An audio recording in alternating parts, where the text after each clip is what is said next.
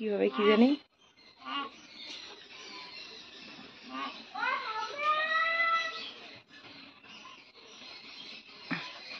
এই মুরগিটা কেনা হয়েছে আজকে।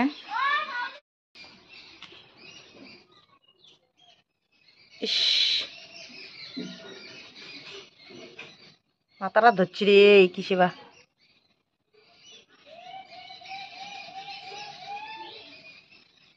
রক্ত বাড়িয়েছে কতগুলা।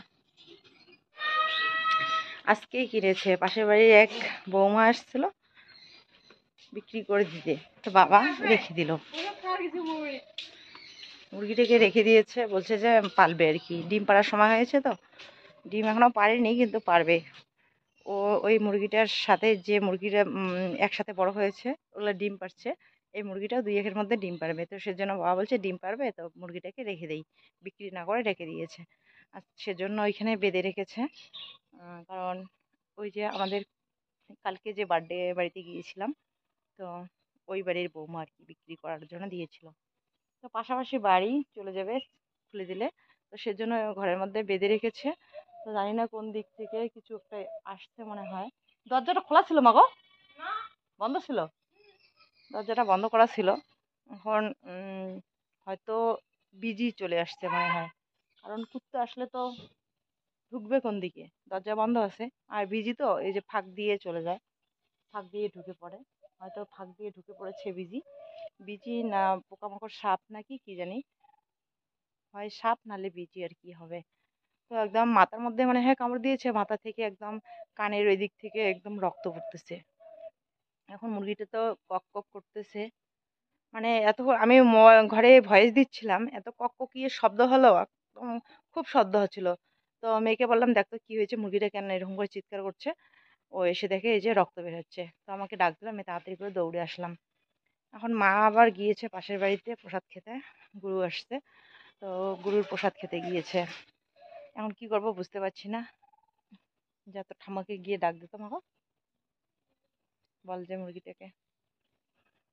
দেখি একবারে কিনে নিছে। হুম, কি করবো এখন বুঝতে পারছি না, মা আসুক দেখা যাক কি করে। মাথার মধ্যে ধরছে আর কত রক্ত বাইর হচ্ছে, এখন কি হবে কি জানি। এই যে পালক, কতগুলো মুরগির দেখ পাখনা খুলে, বোধহয় নেউল না, নেউলি বুঝি, হ্যাঁ হ্যাঁ হ্যাঁ। হুম, সাপ হলে তো উপর দিয়ে বোধহয় চলছে। এদিকে এই বিষয়ে বেরিয়ে গেছে বুঝি না। হয় বোধহয় এখানে ইউকান নাগা ছিল না তো, সামনে বন্ধ করা ছিল, ফাঁকা ছিল, জানো নেউলি বুঝি নাগা নেই মানে বিজি। কি মরে গেল তাই?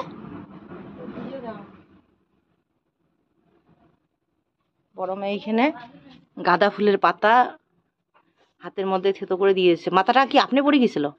মাথাটা হেলে আছে। হ্যাঁ, সাতটা সাতটা দেখো, বাঁচবি না বুঝি রে। 300 টাকা। ইস, 300 টাকা দিয়ে কিনছে আজকে।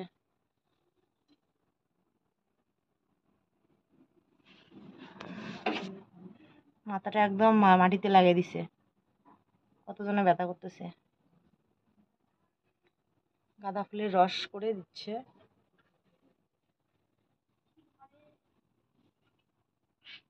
চোখটা বন্ধ করে ফেলাইছে না? হ্যাঁ, হয়েছে সাইড। কোন জায়গাত বালা ধরছে? গরম তেল, হলুদ হলুদ হলুদ তেল গরম করে দেওয়ার লাগবে। আর বলিস না, কষ্ট পাওয়া যাচ্ছে এমনি।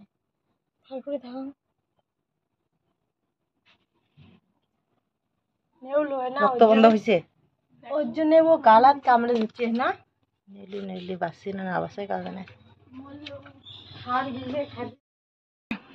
আমার এই মুরগিটা নেওয়ার কথা ছিল, তো ভাবলাম যে পাশাপাশি বাড়ি, আবার এই যে প্রত্যেকদিন যাবে, প্রত্যেকদিন নিয়ে আসতে লাগবে, এই একটা ঝামেলা। তো সেজন্য আমি রাখলাম না, ভাবছিলাম যে ডিম পারবে আর কয়েকদিন পরে, তাহলে আমিই রাখি। আমি তো রাখলাম না, বাবা রাখলো। এখন মনে হচ্ছে যে না রাখাটাই মনে হয় ভালো ছিল, যে ভাগ্য ভালো না। তো আমি মার কাছে এখানে যাই এখন, দেখি কি করে, কারণ মাথাটা একদম মাটিতে লেগে দিচ্ছে। কিছু যদি আবার হয়ে যায়, কথাটা জানিয়ে রাখি।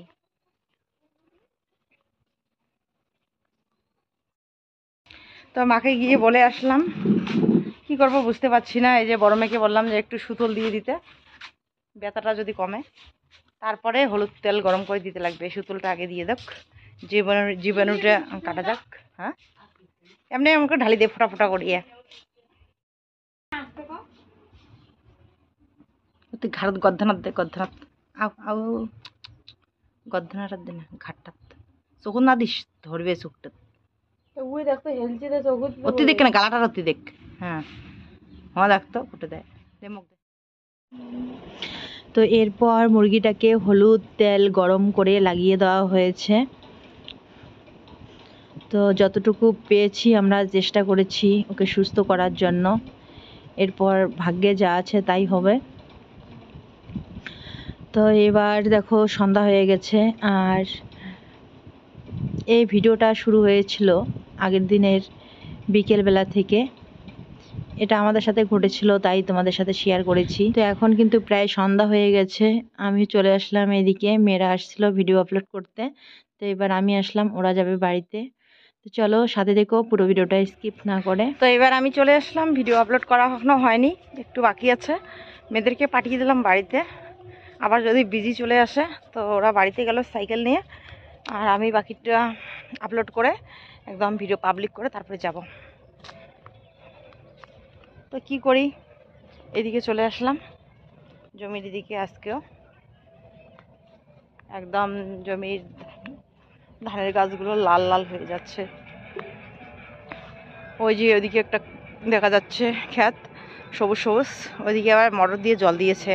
ভাবতেছি আমাদের মটরটাও নিয়ে আসবো নাকি, নিয়ে এসে জল দেবো নাকি। হির বাবা তো আজকে আবার চলে গেল। প্রত্যেকটা দিনেই ভাবি যে আজকে মনে হয় আসবে বৃষ্টি, আজকে মনে হয় আসবে বৃষ্টি, কিন্তু সেরকম বৃষ্টি হচ্ছে না। আজকে ভোরবেলায়ও বৃষ্টি হয়েছিল, কিন্তু ওই সেরকমই আর কি, বৃষ্টির জোর নেই। ওই আমাদের ক্ষেত।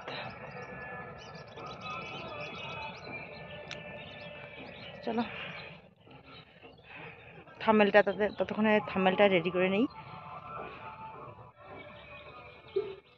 এই দেখো জমির অবস্থা, একদম জমি ফেটে ফেটে গেছে।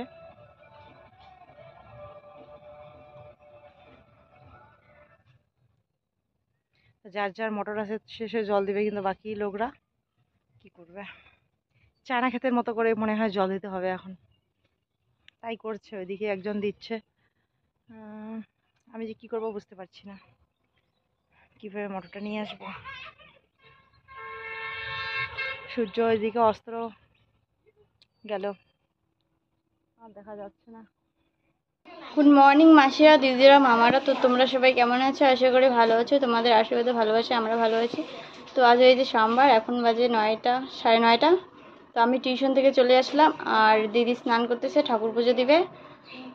তো বোন রেডি হয়েছে, স্কুলে যাবে। তো আজকে আমি স্কুলে যাব না, আর মা রান্না করতেছে। তো রান্না হয়েছে, ভাত হয়েছে, ভাজা হয়নি, ভাজা ওই যে করছি, বেগুন আলু ভাজা। সকালবেলায় সবজি রান্না করবো না, আর যে স্কুলে যাবে তাড়াতাড়ি করে ভাজাটা বসিয়ে দিলাম, ওকে সিদ্ধ ভাত দিয়ে দেই।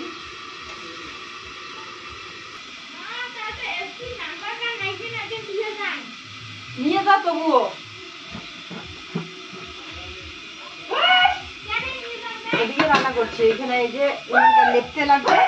তো এখানে যদি রান্না করি উনুনটা গরমেই থাকবে। আপ করছে।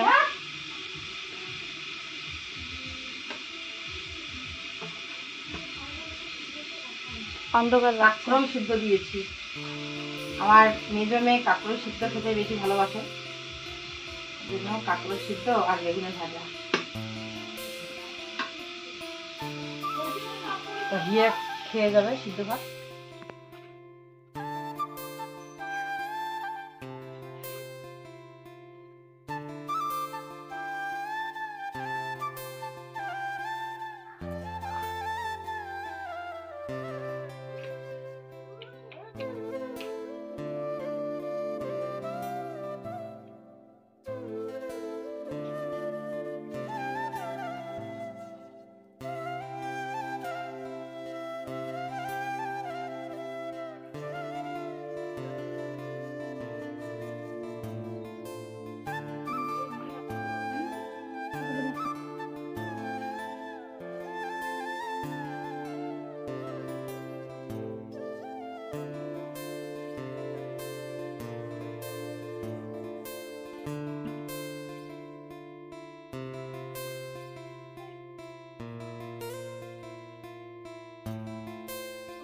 আরো মেলা ফুলে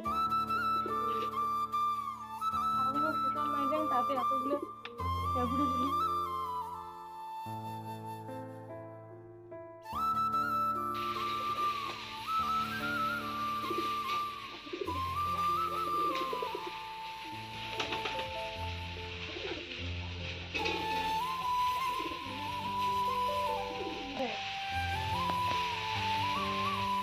আজকে রান্না করব ডিমের ঝোল।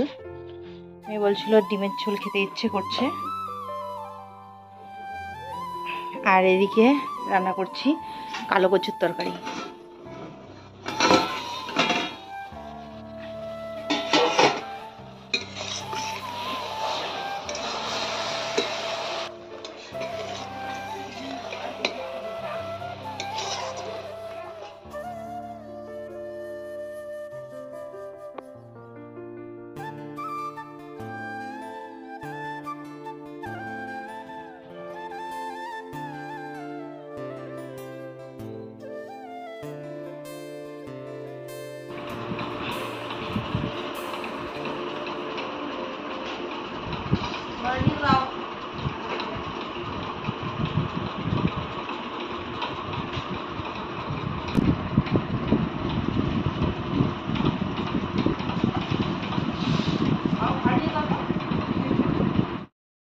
মার রান্না বান্না কমপ্লিট। এখানে কালা কচু রান্না করেছে, আর এখানে বেগুন, করলা, আলু একখানে ভাজা,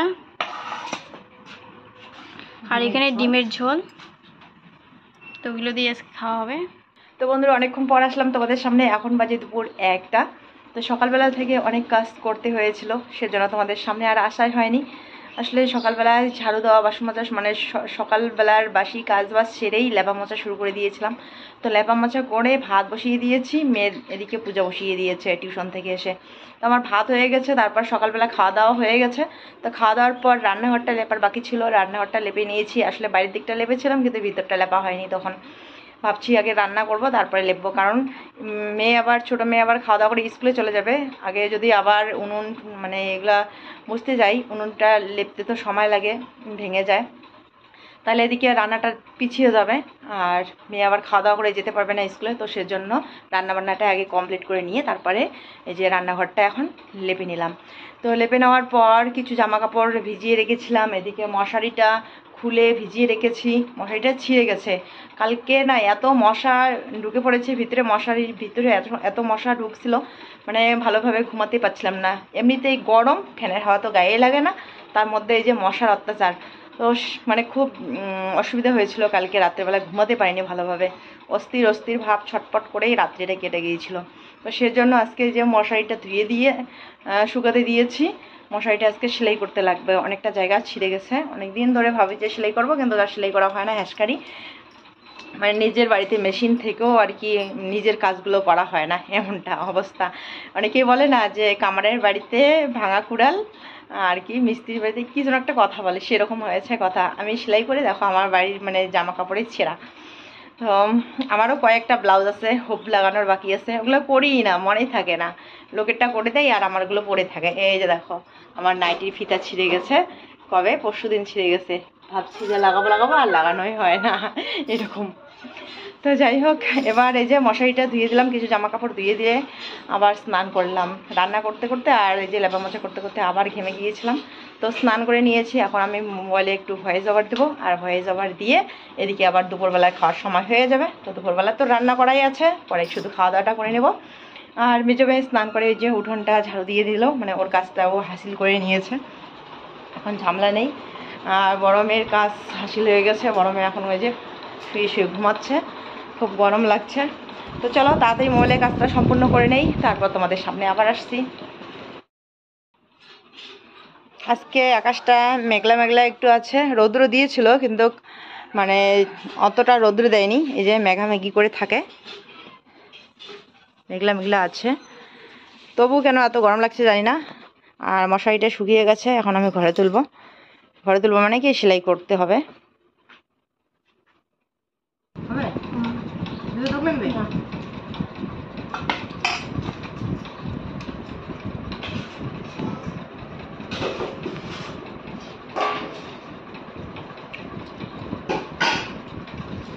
কি বসে পড়ো। কচুর তরকারি কেমন কেমন হয়েছে তুমি? ভালো।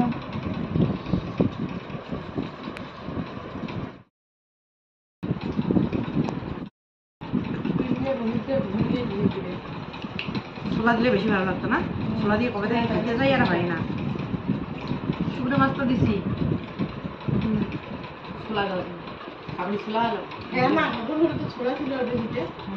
দিদি রাখার মনে নেই।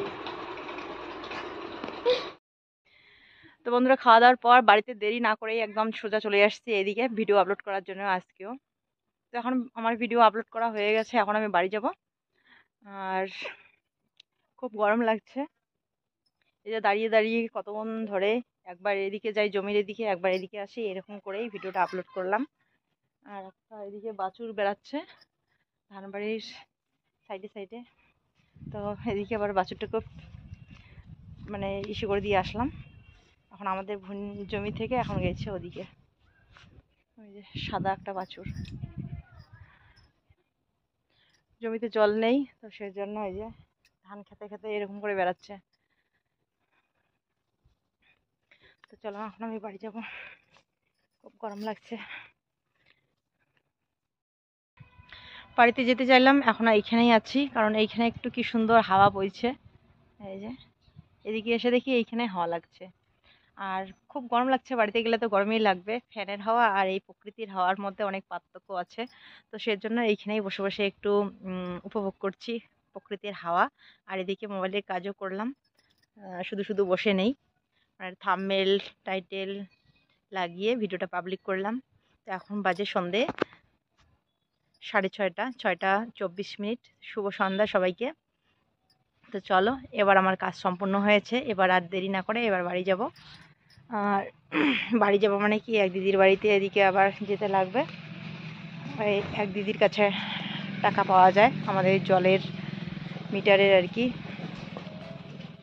জল দিয়েছিল চায়না বাড়িতে, তো ওই টাকা আনতে যাব এখন। তো চলো, দেখে দেখো কি ধোয়া, ধোয়ায় ধোয়া হয়ে গেছে। এই যে ঘরের মধ্যে দিয়েছে খড় জ্বালিয়ে মশা তাড়ানোর জন্য। পিসা পিসি কোটায় পিসা? মশা যে মশা হয়েছে না, মশার উৎপাত বাড়ি গেছে। বৃষ্টি নাই না অনেকদিন থেকে, না বৃষ্টি নাই যে অনেকদিন থেকে, তবু এখানে বেশি হয়ে গেছে মশার উৎপাত। মশা তাড়ানোর জন্য যে ধোয়া লাগিয়ে দিয়েছে।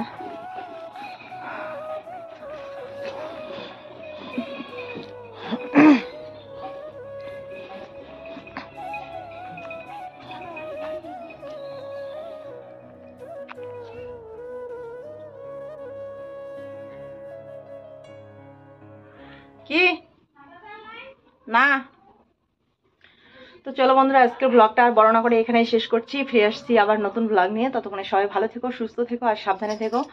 আর হ্যাঁ, তোমাদেরকে জানানোই হয়নি মুরগিটা এখন কেমন আছে। তো মুরগিটা একটু সুস্থ হয়েছে, হলুদ তেল গরম করে লাগানো হয়েছিল, এরপর কাটা যাওয়া মলম লাগিয়ে দেওয়া হয়েছে মানুষের আর কি, মানুষের কাটা যাওয়া মলম ছিল ঘরে, তো সেটাই লাগিয়ে দেওয়া হয়েছে।